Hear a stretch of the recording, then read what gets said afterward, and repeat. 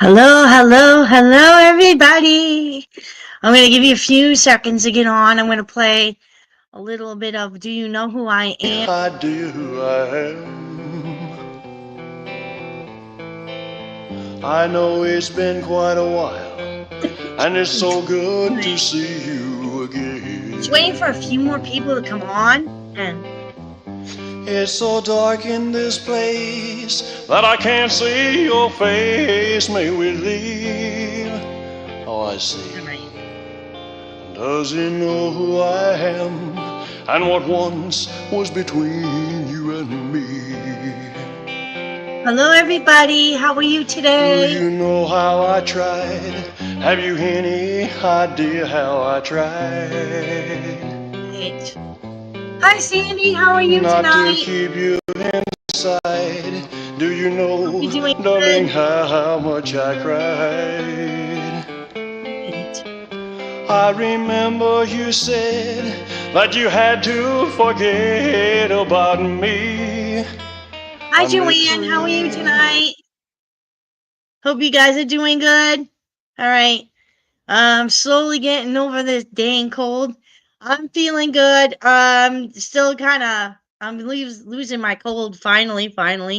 I have a little bit more breathing. Hi, Julianne. How are you? But I am coughing a little tonight, so if I do cough, sorry about that, guys. Having a coughing fit. Gonna turn on my light here. Hey, now I can see. Hi, Francis. How are you today? Hi, Neri. How are you today? All right. We're getting a group. Okay, so tonight I don't have a PowerPoint available, but I am going to read the rest of the chapter, and then we will discuss what we have to point out here in the chapter. It's mostly based on the rest of what we were thinking of last week, where we were talking about how um, Gail was questioning Priscilla and Lisa's knowledge of this specific plan. So we're going to pick up where we left off. I'm going to try to remember where we left off. All right, so I'm going to continue on. All right, and then I will pick up the comments. I will just start over saying hi to everybody at the end, okay? All right. So I really don't have a PowerPoint, so I'm just going to remove this and put my face here. All right. Okay. So Priscilla's story makes sense. I think she was asking about um Lisa being out after 2 a.m. in the morning on her golf cart, and especially where the same child, she was questioning why she was out there if she was not an ordinary child but in harm's way. She could get kidnapped, she could get harmed in some way. Okay, so Priscilla's story makes sense, rational sense, nor maternal sense. She said it doesn't make sense. Um, anyway, but what I suspect is Priscilla has her story mixed up. Perhaps she was at Graceland all along, or she had not taken care to make sure her story was pat. There is, even to most uninformed, an element of disbelief in her version. Many question as to whether it is a total fabrication. It is also hard to believe that with the thousands flocking to Graceland and clogging Elvis Presley Boulevard, if Priscilla had come at a particular hour, she would have found a speedier way to get to Graceland rather than by limousine. Why not a helicopter? Yet she states that she was ushered into a waiting limousine which sped in all the traffic to Graceland. What she was saying was that how could her limousine speed so fast to Graceland with all the reporters mulling about, all the fans mulling about the entrance of Graceland, and so on. Must have been heavy traffic that day trying to get to Graceland. So she's questioning Priscilla and her time um line. Okay. So And at the viewing of the funeral, Priscilla and Lisa were tremendously composed. Rethinking the events prior to the death takes on wider speculation. It bears repeating. During the 3 weeks Lisa was at Graceland, Lisa's longest visit since Elvis and Priscilla divorced, Elvis spent a great deal of time with her every day. August 16th arrived. Elvis was leaving for an extended tour. Why hadn't Elvis sent Lisa back to Los Angeles on the Lisa Marie the day before? Why would she still have been at Graceland on the 16th, a day Elvis was unavailable and was sleeping away? Lisa had arrived on the Lisa Marie, yet there were no plans to return her. She couldn't have returned on the Lisa Marie on the 16th because it was scheduled to leave for Portland, Maine for the tour. One possible answer, although unlikely, is that the Lisa Marie was headed to Los Angeles or Las Vegas to pick up members of Elvis' band to take them to Portland, and that Elvis would travel to Portland in the Jetstar. This Portland, Maine. This is true, then the Lisa Marie would have been on its way for the cross country flight back. Another theory is that Elvis was planning to have Lisa flown home on a commercial airplane. Again, this would be unusual for Elvis as he owned several airplanes. Elvis feared for Lisa's safety. He feared kidnapping attempts. This fear could have eliminated uh, uh, by having Lisa return to California on the 15th. This was not done. Why? Um, and that's a good question. You know, if he had planned to go on tour like he planned to do, why didn't he send her back to Los Angeles? And if the Lisa Marie, if let's say, okay, Priscilla found out at 2 o'clock her time, it didn't make sense for the amount of time between Memphis and that time or whatever. And then how did the plane get there so fast? So that would be a good question too, especially if the plane is heading toward Maine. It doesn't make sense. I mean, I don't know if you guys think that, but this is what Gail is saying. She thinks it doesn't make sense. So she said, I believe Elvis wanted Lisa at Graceland so she would be assured her father was fine in one analysis.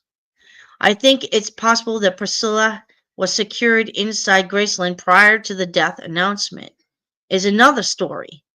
Perhaps there is a good explanation to Priscilla's Lisa being outside story on the night Priscilla arrived, a night etched into the memories of the world, a night when the city of Memphis was in chaos. Many believe that Priscilla and Elvis were always in love. I believe it. Priscilla said that when she was leaving Elvis, they talked about being there another time, another place. He had it all within the palm of his hand, reacts Dee Presley in Elvis, We Love You Tender. He had a beautiful wife and a beautiful little daughter, and he couldn't be with, and I think that hurt him tremendously. Dee says further that Elvis was the sort of person who didn't readily allow people into his life to begin with, but once he opened to a person to a level where love was possible, that person became a part of his soul, a permanent part of his emotional life. That is what made this loss of Priscilla so hard to take. As an aside, had anyone noticed that Priscilla, in her role of Jenna Wade on TV's Dallas, was a woman who loved Bobby Ewing in an episode centering around Bobby Ewing's Return of the Dead? Didn't think of that.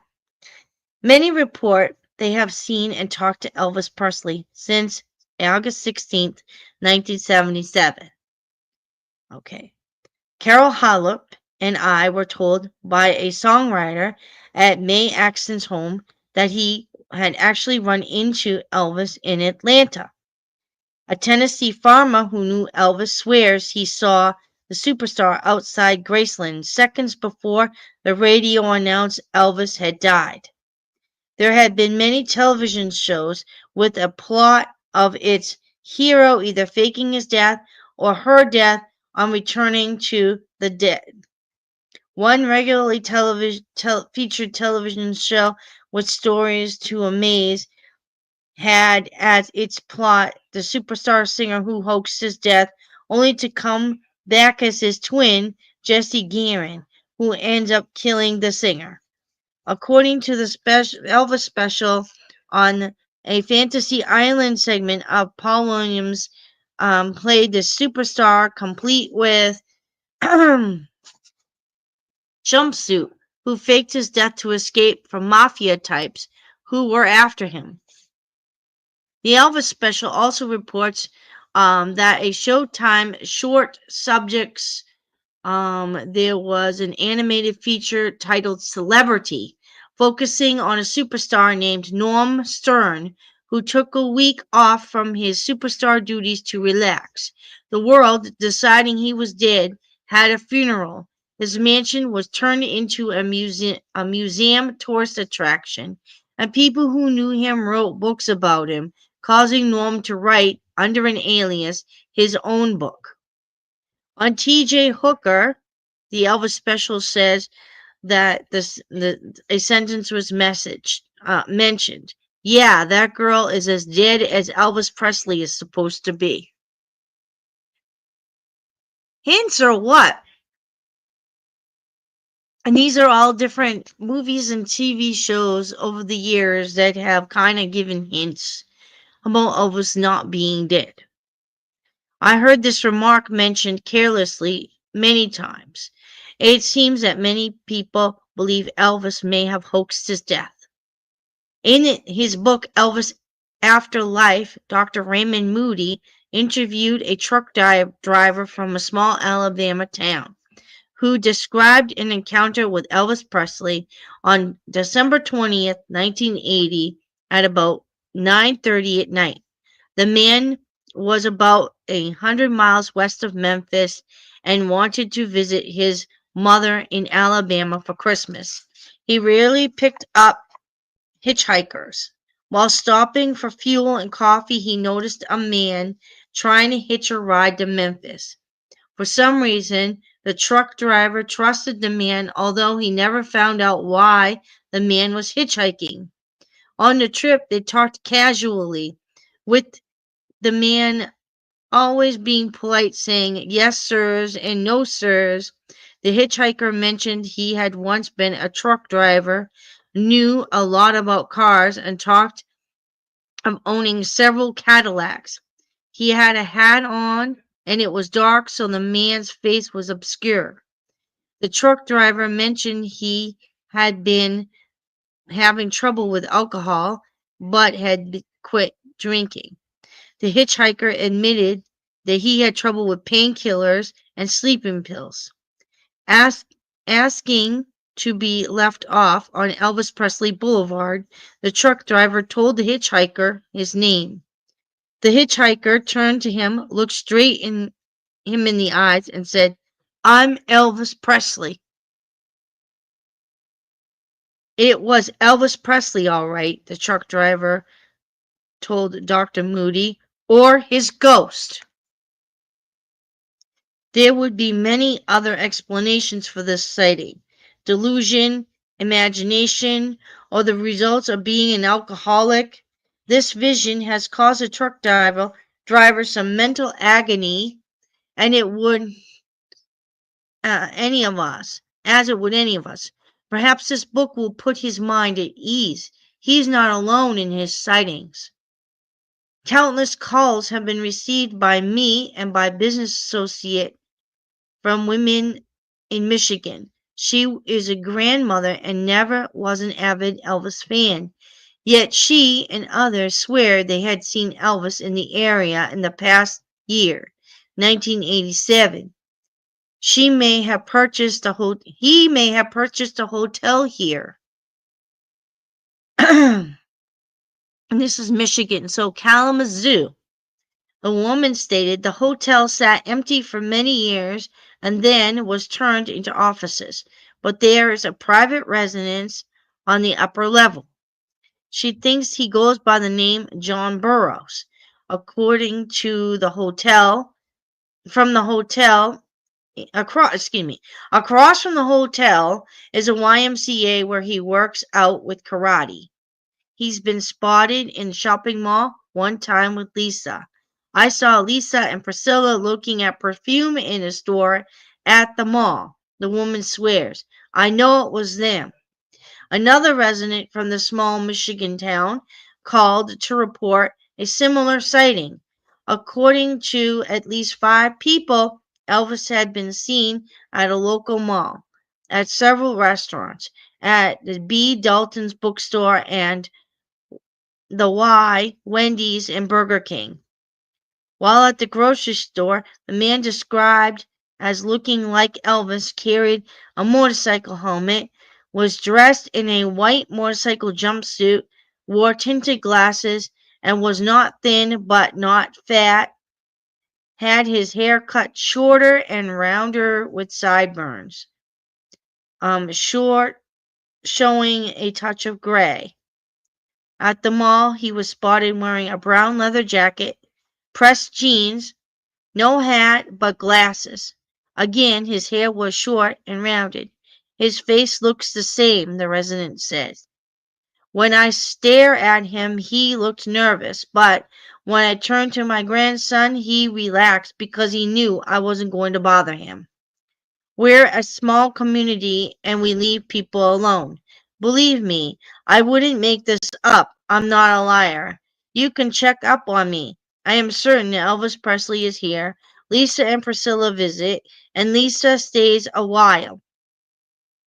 She then presented me with a telephone number of a man named J. Burroughs. My son called this number and left a message, she swears. Elvis returned the call. It was his voice. When he realized he didn't know my son, he disconnected. I tried the number and indeed I was able to leave a message for a John Burroughs. It was a hotel complex. I did not receive a call back. There may be some validity to this woman's story because of a recent conversation I had with a disc jockey named Doc Varb from Louisville, Kentucky. He has stated openly his belief that Elvis Presley is alive. He also said something else interesting. I have a well-known singer friend who knows Elvis is alive. He said a few years before Elvis's death, Elvis bought this old hotel. I had not mentioned to Doc about the Michigan sightings nor about the hotel. If it's the case of mistaken identity, then it would be an unnecessary problem for this gentleman. Either way, whoever this J. Burroughs is, he's deserving of privacy. I checked with information in this Michigan town and was told that J. Burroughs has a private, unlisted telephone number, despite the fact I was given the number to call. Okay. I also refrain from naming many who have said to have seen Elvis Presley since 1977 because of what it does to their reputation. People think I'm crazy when I say I've seen Elvis, said one songwriter. As you read this book, you may shrug and say these last few statements sound like they're straight from a checkout line magazine at a supermarket. It's simple that I don't morally believe I need to intrude in Elvis's life if he is alive. It was the name John Burroughs that supposedly came up on a tape talk show which guested Burt Reynolds. There was a live audience phone-in where Burt received a phone call from a soft-spoken man who asked Burt how he had been and if it had been a while since they saw each other. and that he hoped to see him soon. Bert sat there with a glazed look, and they cut to a commercial. The telephone caller identified himself as John Burroughs. I've had other reports about Elvis or someone sounding like Elvis calling disc jockeys during the year 1981. There was a Jay Albright of Keen Radio in San Jose, California. I've listened to a taped copy, and the voice does sound like Elvis Presley. I believe the caller identified himself as Civil. In May 1981, the man named Civil spoke to Lynn Seaman, the assistant promotional director of the station WBAL in Baltimore, Maryland. According to the woman who wrote me, Elizabeth Pierce, she wrote to Miss Seaman, who admitted she talked to someone who sounded like Elvis Presley.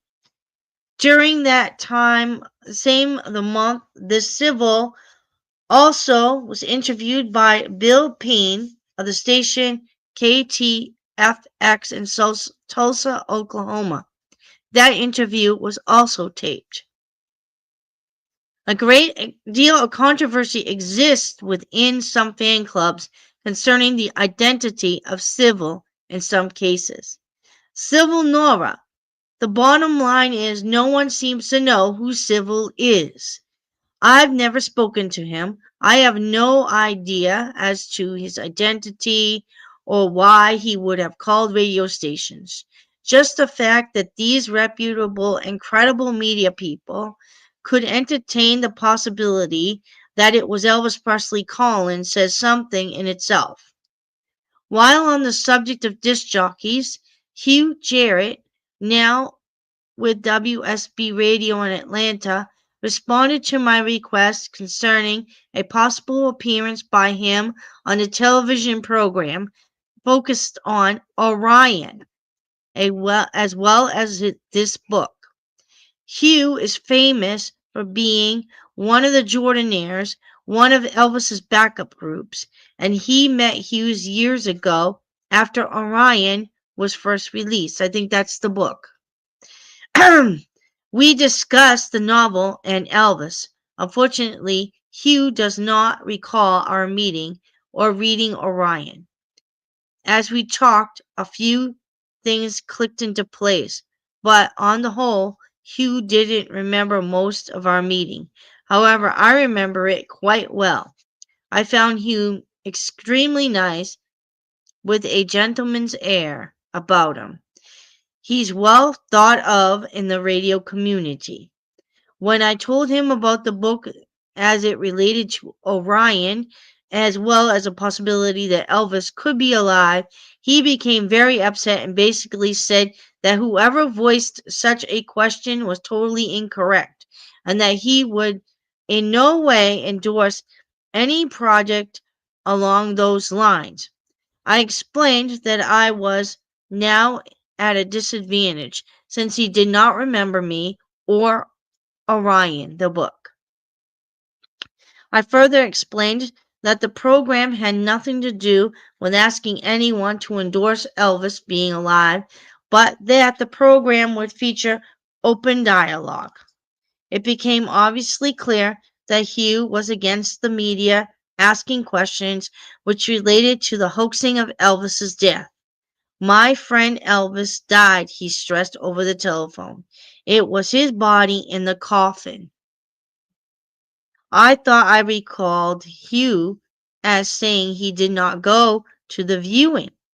Did you go to Graceland and see the body in the coffin? I asked.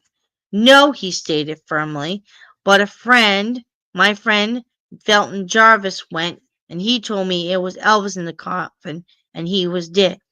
Felton Jarvis was Elvis's record promoter from RCA. Songwriter Ray Pennington recently recounted that he told me years earlier that he has always believed Elvis to be alive. Brought up the name Felton Jarvis. Secondly, those who saw Felton the day Elvis' death say They were surprised to find him humming and whistling and not at all sad or upset. If Felton believed Elvis had died, would he have been so cheerful? As I asked Hugh if he thought I had a right to tell my story from my perspective since it was obvious to me that my novel Orion had become a victim. He agreed that, of course, I had that right. When I asked him if, in telling my story, I uncovered questions regarding the death of Elvis and the possible cover up, even possibly hoaxing his death, could I ask those questions? Hugh, as part of the media, is trained to be a fair thinker. Yet, I was not convinced he felt I had a legitimate right to questions regarding the possible cover up of the death of Elvis Presley. I mentioned the 2020 investigation. I also mentioned the KCOP TV news show, which featured a picture possibly taken of Elvis after 1977. And I quoted that they asked about Elvis being alive. Hugh could not comment because he never saw that show. I mentioned the mystery tape, which I had voice printed and which may have been recorded after 1977. A tape where Elvis discusses why he did what he did. Hugh said he knew nothing of that either. Although our conversation ended on a nice note, I felt drained and sad. Old doubt surfaced, making me unsure of my right to question. Then I remember Orion, the book. The purpose of this book is not to exploit, it's to ask questions, mine and others. I'm not the only one in the media to ask or speculate. I talked recently to Elena Nash, a journalist who was in the Louisville Courier at the time of Elvis's death. I'm a logical person, she told me. I went to the viewing, actually passed the coffin twice. I've always felt it was a wax dummy. I thought then, and I still think that Elvis is alive. And this is Elena Nash, the book writer, I'm assuming. Elvis and the Memphis Mafia and a bunch of other ones. Similar questions came from fans, the backbone and foundation of the Presley financial empire. To discredit their right to these questions and to ridicule their beliefs is to shake that foundation. Their questions are justified. I've outlined pages of legitimate mysteries. The misspelling on Elvis's name on his grave is enough. Still, there are times when I am thoroughly convinced there is a logical explanation for everything. At other times, I am convinced Elvis is alive. Under no circumstances would I publicly ask such questions had it not been for the disappearance of my novel Orion. Orion did not deserve to be buried, whether Elvis is or not. Okay, so that is the end of this. And I have two videos. If you guys have not seen those, one real encounters. Okay, so the first one is an encounter I read about Pepper Ritter in Alaska. Back in 1988 from her book, Don't Cry, Darling. If you guys haven't seen that video, I suggest that you watch it. It's very interesting and very funny. I've met her on a three-way call with my friend Jim, and it was a very spirited conversation. It was a good 3 hours, I believe, on a call. So it was great. And yes, I got permission to read that, so I did. The other one I did real life encounters with James or Jim McFarland. And if you haven't seen that video, I highly suggest that you watch that one as well. Okay. Because Jim had met him after 1977 as well, and so did his father. And he was a family member. So I'm going to start saying hi to everybody. I see a conversation going on down at the bottom of the comments, so I will get there. Anyway, so hi, Sandy. I said it earlier, but I'll say it again. Hi, Joanne. And yes, I'm feeling much better. I'm in the draining stages. I think it's going to be one more week. My son told me it takes 6 weeks to get over. So lots of prayer, lots of fluids, and lots of rest. And I'm getting way better every day, less pains and all that. So that's good. Hi, Julianne. How are you? Hi, Francis. And hi, Mary. I'm glad you're doing good.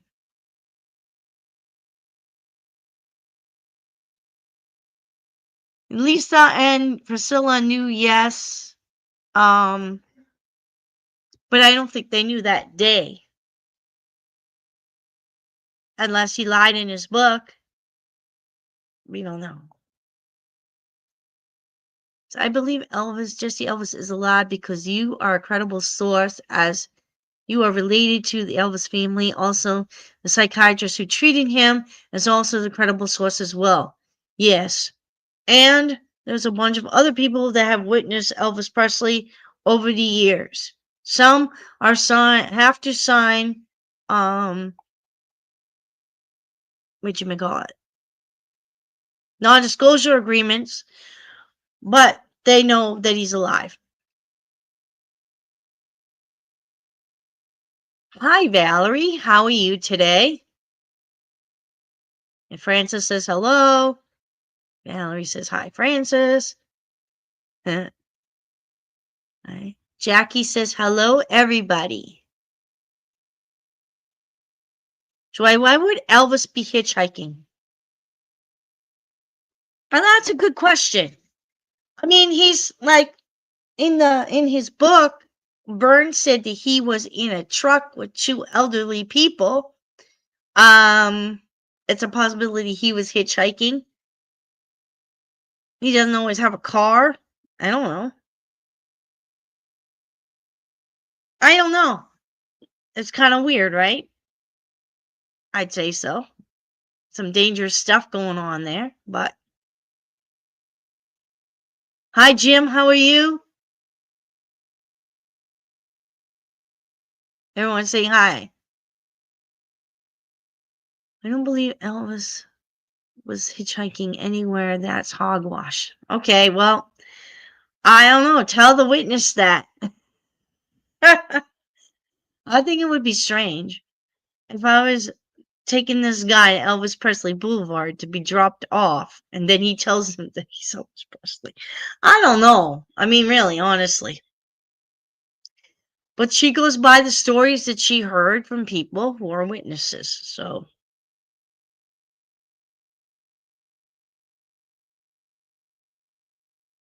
yes, Francis, I'm related to Elvis on both sides of the family, and it's hard to believe he would be hitchhiking anywhere. His security team would not ever allow that. Yeah, I'm kind of interested to find out why all of a sudden he was so free early. Like, for instance, I want to know is how he could get away with like touring with Orion and doing all this other stuff, and how about when he was civil? I mean, I don't know. It's kind of weird. There might have been somebody or something that maybe caused him to get high security, or maybe he escaped from a security detail for a little while, like ran away or something. Who knows?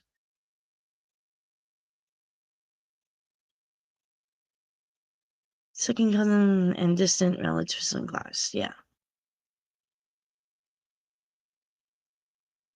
I think we have a conversation going on here between James and Francis. All right. Hi, Jim. How are you? The security would never allow him to hitchhike anywhere.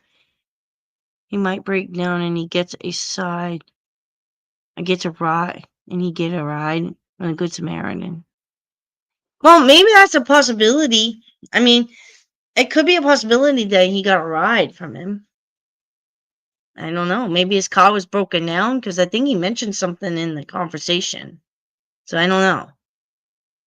I'm just going by what Gail heard from this guy. So I don't, I don't know. It's just like the people that witnessed him in Kalamazoo.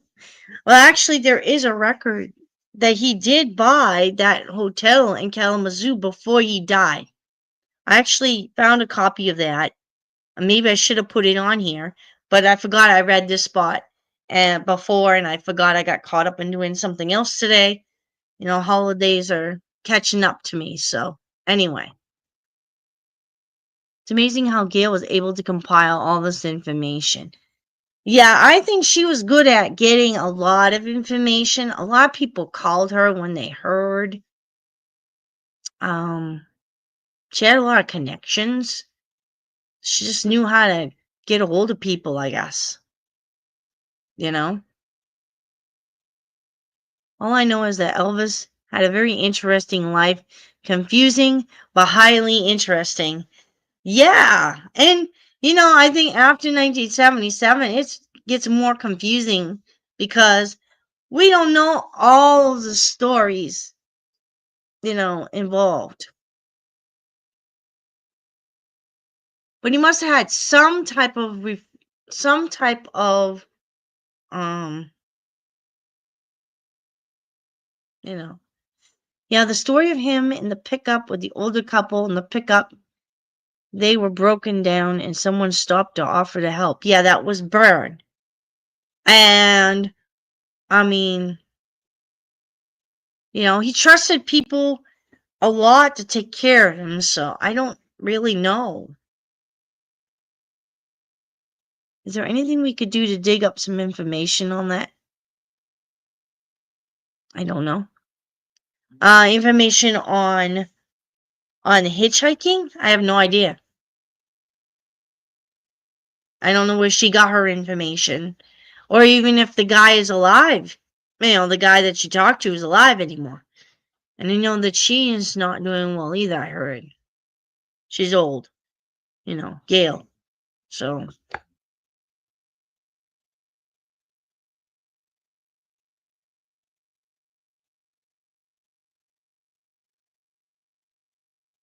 anyway. But I think it's quite interesting how he would call as civil and did interviews as civil. And I just opened with Do You Know Who I Am by Civil Nora. A lot of people said, "No, that's not him." But it sounds all a lot like Elvis Presley. All right. So, before I sign off, check the community link for those of you on the YouTube family. In the community link, there is the link to Letters to Jesse on Linda Hood Sigmund's Truth. You may look it up there, and you can sign into that link. Write a note, put your email and your name down, and send a letter to Jesse if you want for his birthday and Christmas. I believe it's going through to his birthday. So they started on the 1st and it won't end till January 8th. And you can put as many letters in it if you want to write him a letter. That's how you can do it. So if you look in the community tab here, or if you're on the Facebook, you know where the Facebook page is, on the Facebook group, it's there. A lot of people had originally, when she started opening up the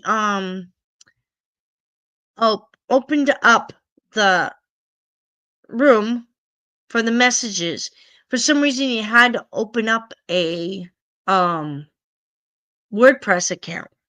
Now she fixed it, so now it's back to the old way, which is easier. You fill in your letter. You just have to give her your name, your email address, and your name. She does not share the email addresses. It's just to trace information in case for some reason she needs to get a hold of anybody, I guess. Or something. Who knows? So, anyway. Gail never spoken publicly about this anymore. No. Gail is not even, I don't even think writes anymore. I think she is old, and I heard she's ill, but I'm not quite sure. I think she's still alive though, but she's quite old. Yeah, Civil is Elvis, exactly. And I also think Elvis did Spelling on the Stone. And when they said, oh, songwriters have said, I've seen Elvis alive, it's because he had songwriters write songs for him. Down in Mississippi is one example.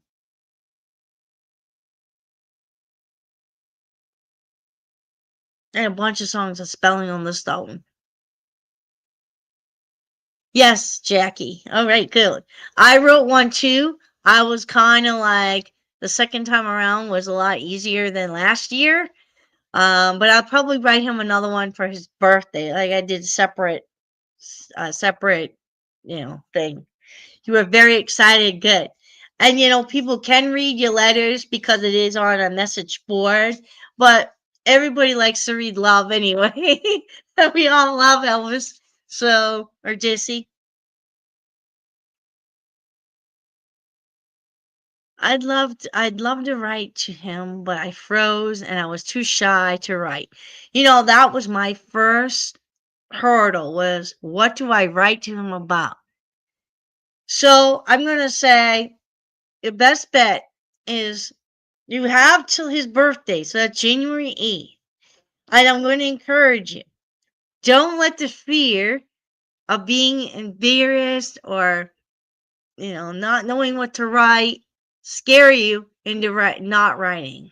In other words, think about, okay, what does he mean to you? What does his music mean to you? Hey, tell him how happy you are that he's still alive and that he's doing okay, and that you love his music and that you're inspired and that how much you love him, and just show him love and wish him a Merry Christmas, Happy New Year. If that's all you want to do is say, I'm just missing you, wishing you a Merry Christmas and a Happy New Year, and or a blessed year, and send him some love. You know. Take your time. You can even write an outline. Just drum up a courage. Say a little prayer. I'm sure the Lord can give you some help too in giving you the words. As far as I know, she had said he called her twice. Once on Saturday, he sounded okay. On Sunday, he called her and his back was killing him. So I don't know if he has taken anything for that. But as far as I know, overall, like he's not sick, but he has bad backaches, and he always had pain, chronic pain. So yeah, Spelling on the Stone and Down Mississippi are both Elvis. Yeah, I agree with you, Jim. 100% on that one. All right. So I'm going to finish with Do you know who I am? Those of you that have not subscribed to the channel, please subscribe. When I get to 1,000 subscribers, I am going to do the countdown on my 5 most viewed songs on this channel. All right, as a celebration for hitting 1,000 subscribers. And I think at the moment I was at 921, so we've got 79 more to go. So keep going. Woohoo! Valerie, let's see. She says, does he still see Priscilla? I don't know. I think he maybe saw her more when Lisa Marie was alive, but I don't know. Like I said, she is his ex-wife, and they probably don't contact one another now that Lisa's not around. If they do, I'll be very surprised. I'd be very surprised. Yes, it is a very good question. I agree. But she did do some executive producing, I think, for that special they had on Netflix with the 68, comeback special. The rise and the Right, The Fall and the Rise of Elvis Presley, it was called. So, thank you, Sandy.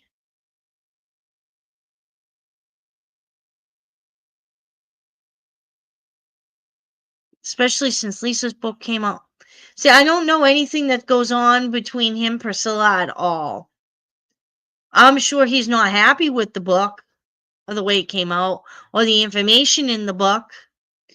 Um, you know, I'm sure he does not like some of the news out there with Priscilla over the years.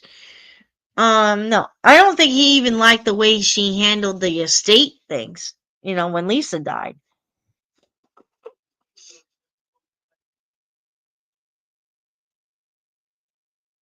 But, so, I don't know.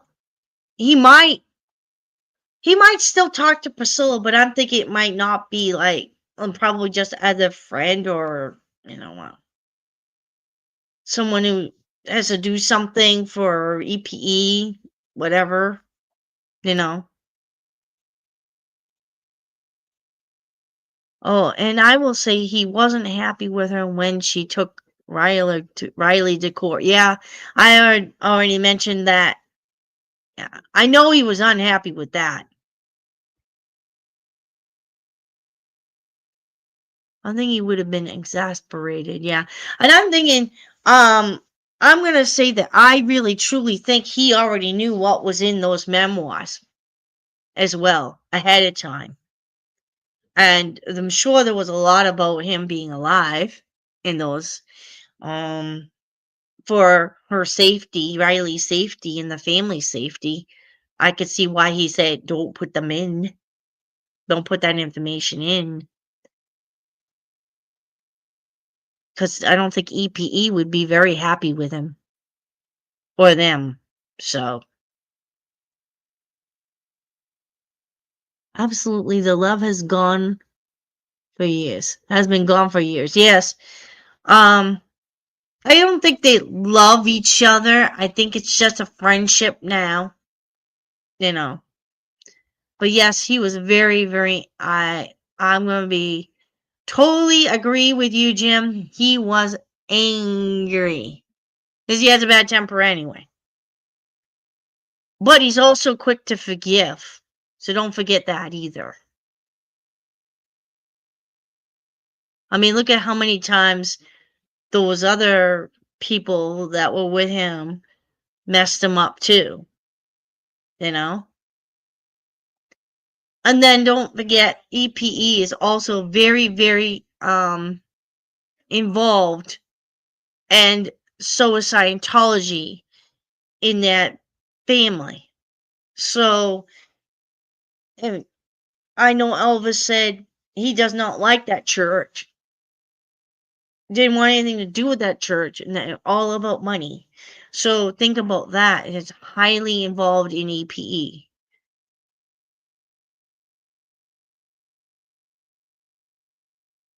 Yeah. Uh I firmly believe that he did. I believe that he said to Riley, don't tell anybody anything. Don't let anyone know, because the fear of EPE. They have a lot of power, especially money power. I mean, he said it in his book. And he also had a $10 million reward out for his capture in 2000 and, well, 1990s. So, I'm not sure what company. Yes, he seems he would be forgiving. Well, like, even he said, like Linda said, he forgave Dr. Hinton for what he did. Remember when he went to the press and he told everybody that he was going to come out in 2004 or whatever date it was, and he's like, I don't plan to come out. And that really hurt Jesse Elvis, but he forgave Dr. Hinton.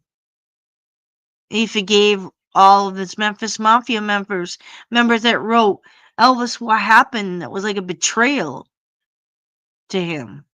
He forgave them too. I know it's a cult, Jim. It's not really, well, they call it the Church of Scientology, but it's a cult. Yes. And it's a horrible, and once they get involved in it, it's hard to leave it. It's very he was wroth.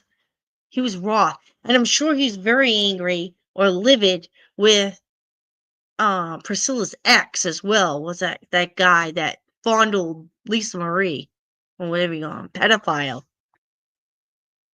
They challenged it because he didn't know that. Didn't know what?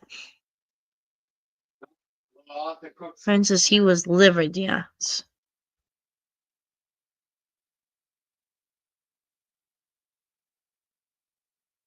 I don't think he read her book, but I knew what was in it. He might have read it. I don't know.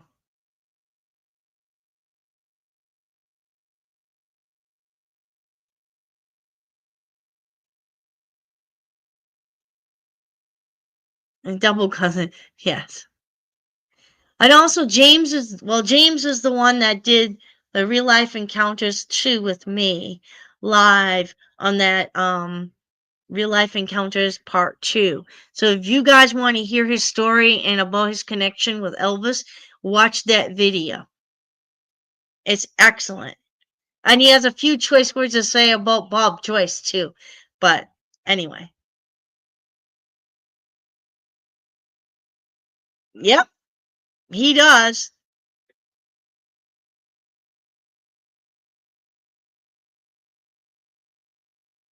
Yes, he is very lucky. Um so is anybody else who's in the immediate circle.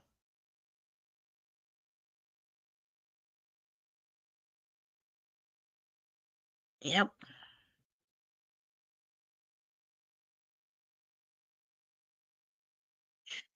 I'm just watching this conversation go. All right. In the meantime, I'm going to play this wonderful song while you guys are chatting away. Valerie said that's awesome. All right. Do you know who I am? Or have you forgotten about me? Do you think there's a chance you and I could start over anew? You're Is very there a welcome, prayer you Sandy. still care? Has it just been too long and we're through? Well, what about you and him? Oh, he's only a friend. Well, I see there's still a chance for me. Maybe some other time, in some other place, with our love in your heart and a smile on your face, you will know who I am. When that time comes, you'll know who I am.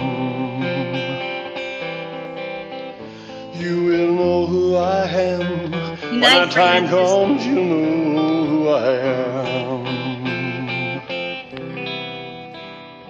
All right. Good night, everybody. God bless y'all and have a great week. And I'll be back on next week, probably around the same day. If not, it'll be Saturday, but Saturdays have been busy lately with holiday specials and all that going on in the neighborhoods. I think we have a Christmas parade coming up soon in the neighboring city on Saturday, so I'll probably be on live there on Joy Filled Life. So if you guys want to peek in on that to see the cool parade, you may. It's at night. It's kind of cool with everything all lit up and everything.